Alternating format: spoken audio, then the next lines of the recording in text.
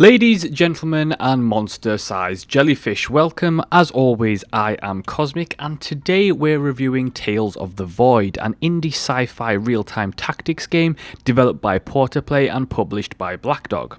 The game was released on May 20th, 2016, and kind of got buried very quickly on Steam. And as always, I tend to like to shine a light on interesting-looking indie games that otherwise wouldn't get seen.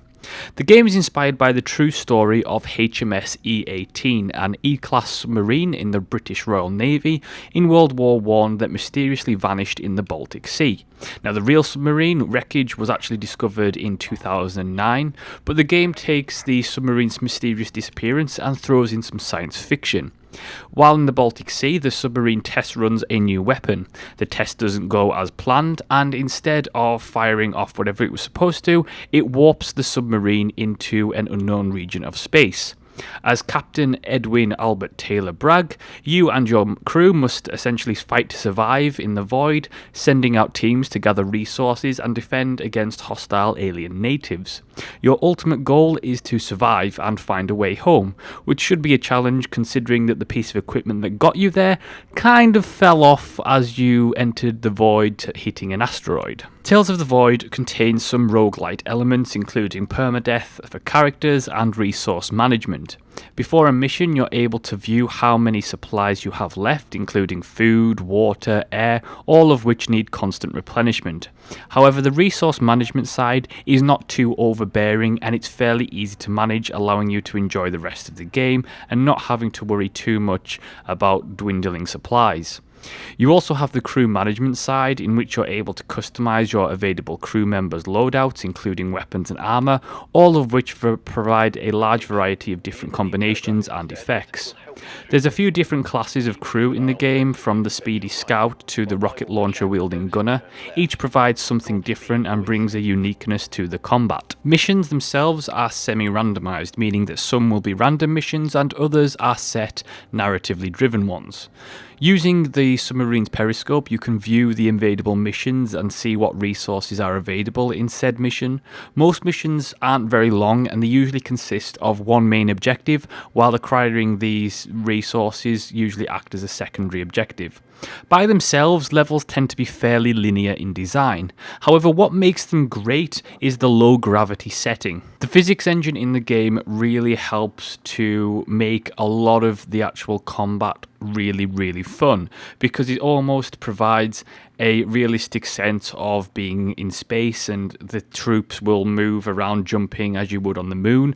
And if you fire a particularly powerful weapon, say like the rocket launcher from the gunner, then the gunner will fly back off the recoil of that weapon. And there's all kinds of things going on. You can move terrain around, and there's one particular mission where you have to basically transport a giant ball of ice by using the gravity to fire, and if it gets stuck you have to hit it with a rocket launcher and then it will move off, and all that kind of thing. And playing around with the gravity really adds a little bit of fun element to the overall story that is quite dark and quite Lovecraftian in a sense. There is a ton of humour in the game, but it is a very dark setting, being in space and almost like Sunless Sea in a way, with that kind of grim overtone, but there's plenty of humour in the game to boot, and the zero gravity mechanics work really well to enhance that experience. The combat itself works fairly well. It's nothing to write home about, but it does the job quite well.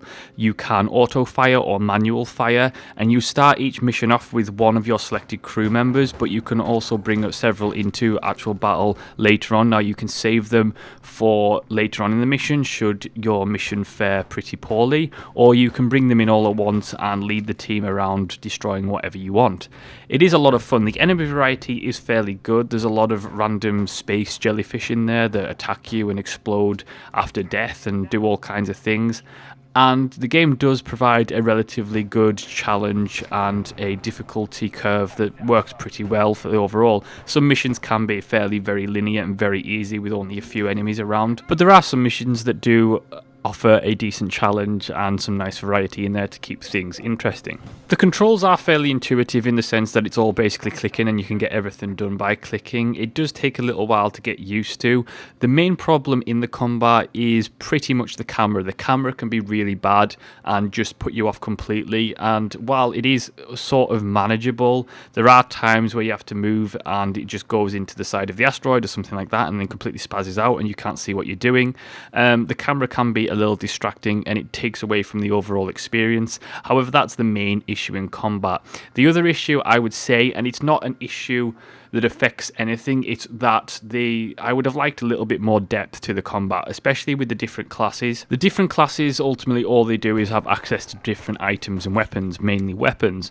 I would have been really interested to see some abilities put in there for class specific abilities. Like, I would have liked the scout to been able to increase his speed or something like that, and the gunner to be able to call in, you know, a class specific ability, maybe like a barrage from the submarine or something like that. I think it would have all have been pretty interesting and just added that little bit of depth to the combat that would have made it a lot more interesting. Like I said, the main fun factor from the combat comes from the physics engine and the lack of gravity, and it is a hell of a lot of fun, even though when you lose it can be annoying, but it is a hell of a lot of fun to see a little diver fly off into space because you've, you know, accidentally set off a rocket launcher at his feet, and it is a lot of fun that way. And it can be a little heartbreaking when your character dies, but that's life and that's the way it is. But it provides something that is a little bit unique and a little bit of a change compared to, you know, your standard form real-time tactics game. After a successful mission, you're able to choose 2 items of loot out of a selection of 5, and this completely depends on what you need. So if you need a specific resource, then you can choose that for loot. However, if you have all your resources pretty much set for a couple of missions, it means you're able to choose something interesting, like a piece of unique equipment or weapon or something like that, and it keeps it pretty fresh and allows you the freedom of choice in that sense. Once you've done all that, you'll get to debrief, which then the story continues, and I really enjoyed the narrative side of things. It does have some pretty fairly decent voice acting. It is a little bit odd at times, but it does the job for an indie game. And ultimately, what I really loved about this game most of all was its charm. It oozed charm and atmosphere the entire way through, and I just found that to be really compelling and interesting. The graphics are okay, they do the job quite nicely, and the art style is fairly nice. It's not shiny and it's not pretty, it's a little bit dark and muggy and that kind of thing, but the graphics do a nice job and they do what they're intended to do. And ultimately, while I think that they could have been a lot sharper and a lot clearer and the textures could have been a lot better, what they do is support the atmosphere that the game tries to portray, and that ultimately it works really well. The sound effects side and audibly, that's all pretty much standard stuff. It works very well. There's no real problems in that regard, and like I said, the voice acting is fairly decent. So ultimately, I was fairly happy on the audio-visual side of things, and narratively, it worked really well. So ultimately, it comes down to, is it worth your time? Well, actually, I think it is. It definitely gets my recommendation. I think it does have its fair share of minor issues, but overall, it is a very charming little game that is just a little bit of breath of fresh air. It has some really interesting locales, some really interesting missions. The color variety is excellent. The combat is a lot of fun, especially with the zero gravity physics engine in place. And it's just a charming little indie game that I think has just been massively overlooked, so it's definitely worth it. For $15, you're definitely going to get your game time out of it, because the game can, especially in later levels, can be exceedingly difficult. And ultimately, I think it's definitely worth a look and definitely worth a try. So that is my review of Tales of the Void. Thank you so much for watching and listening. Do like, subscribe, and leave a comment. And as always, I will see you next time.